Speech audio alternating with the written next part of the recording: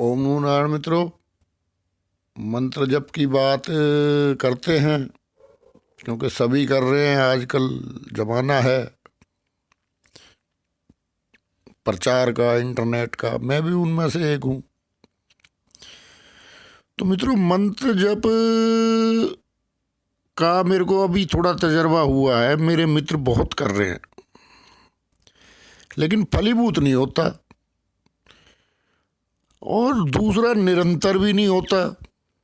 वो लोग निरंतर नहीं कर पाते, बीच में छूट जाता है, टूट जाता है, और तनाव भी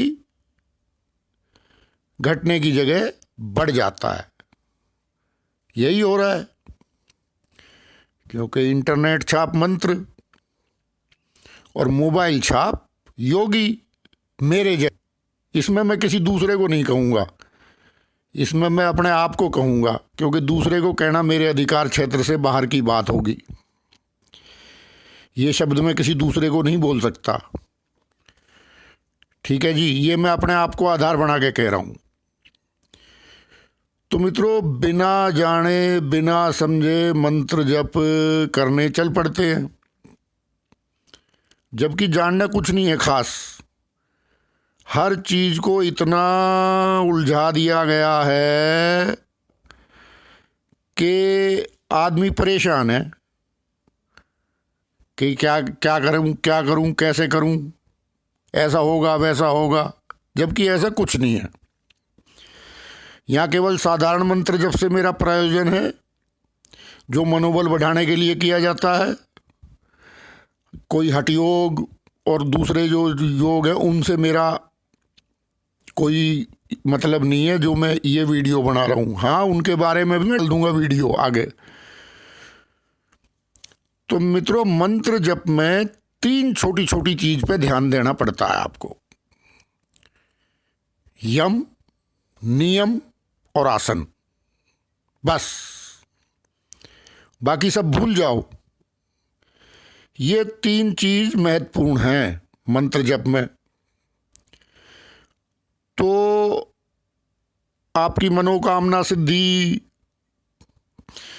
या आपका मनोबल, या जो भी कह लो, आप मनोकामना ही कहेंगे, क्योंकि देखो, जमाना एक कलयुग है। सकाम भक्ति, चाहे कितनी बुराई करो फिर भी सकाम भक्ति ऐसी नहीं है। सकाम भक्त भी भक्त होता है, ठीक है ना। और हम फिर गृहस्थी आदमी हैं भाई, हम सकाम नहीं होंगे तो और कौन होगा। तो इसलिए ज़्यादा बड़े फिलोसफर बनने की ज़रूरत नहीं है, ठीक है ना। उनका है, ठीक है, अगर घर परिवार छोड़ सकते हो, जंगल झाड़ी में आसन लगा सकते हो, तो उस लेवल की बात करो। नहीं तो जहाँ हो, गृहस्थ हो, सकाम हो, सकामता में रहो ना। क्या बात है, अपनी हकीकत को स्वीकार करने में क्या जा रहा है, ठीक है ना। वो स्टैंडर्ड कुछ और है। तो जिस स्थिति में, जिस कंडीशन में खड़े हो, उसको स्वीकार करो। हाँ भाई, हम सकाम हैं, क्या बात है, इसमें बुराई क्या है। भगवान से नहीं मांगेंगे, ईश्वर से नहीं मांगेंगे तो और किससे मांगेंगे? आदमी से 1 रुपया देगा, 100 उपदेश बताएगा, काम नहीं कर सकता, ये नहीं कर सकता। 1 पैसे का 1 उपदेश देगा वो, तब जाके वो 1 रुपया देगा। तो भाई, क्यों ना उस परमपिता परमात्मा से ही सकाम हुआ जाए, तो आपका प्रेम भी बढ़ेगा उससे, परमात्मा से। कोई बात नहीं, लेन देन बाप बेटे का चलता है भाई। बाप का माल बेटा नहीं खाएगा तो और कौन खाएगा, ठीक है ना। तो वो रिश्ता रखो बापू का परमात्मा से। तो ये तो हो गई भावना की बात और अपनी स्थिति की बात। तो अगर आपने भावना और स्थिति दोनों क्लियर कर ली हैं तो आप काफ़ी हल्के हो गए होंगे, क्योंकि बड़े बड़े योगियों की बड़ी बड़ी बात है भाई। लेकिन अपने जो जहाँ खड़े हो वहाँ रह के बात करो आप। पता नहीं क्या क्या जाल उलझा दिया गया है लोगों को। वो है जो सिद्ध लोगों की बात है, वो अलग बात है।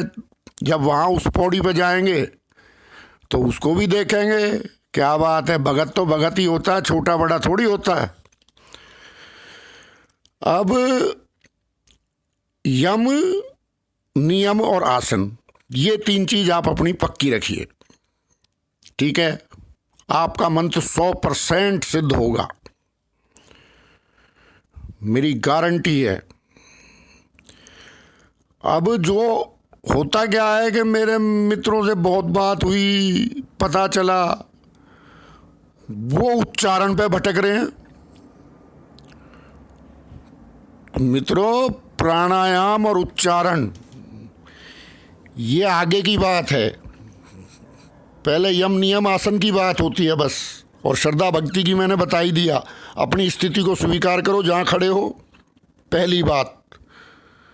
जो हो उस स्थिति को स्वीकार करो कि हाँ मैं सकाम हूँ भाई, मुझे चाहिए है, कैसे लड़ूंगा मैं इस संसार सागर से, मुझे करना है परमात्मा, हे भगवान मुझे करना है।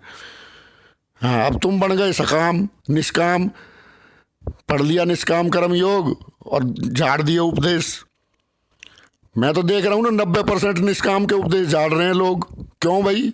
मेरी स्थिति सकाम की है तो मैं अपनी स्थिति को सकाम मानूंगा ना। मुझे अपने काम से मतलब है, पहले इस संसार सागर है, जाल है, ये जंगल है, इससे निकलना है मुझे। बिना सकाम भक्ति के मैं कैसे निकलूंगा?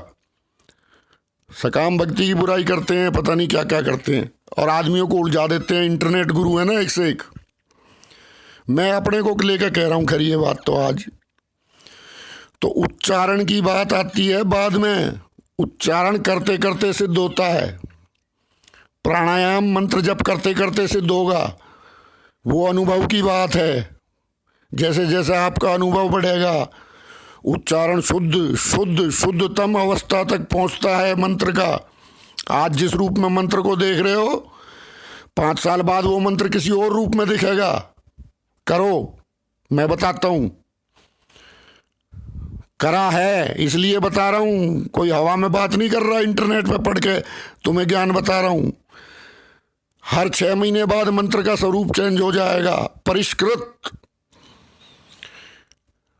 वो उसमें से उच्चारण और प्राणायाम, ये अनुभव की बात है।